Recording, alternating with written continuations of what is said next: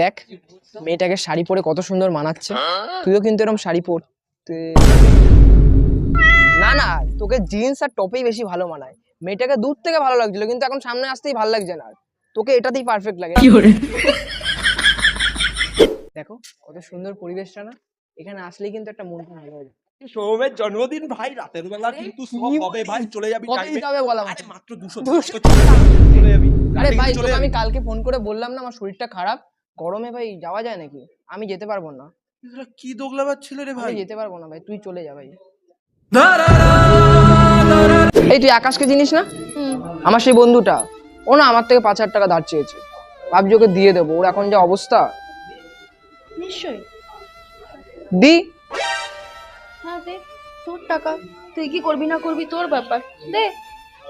না আমি আবার ভাবলাম কি বলতো, আজকাল না ভালোর কোনো দাম নেই, পরে যদি আমার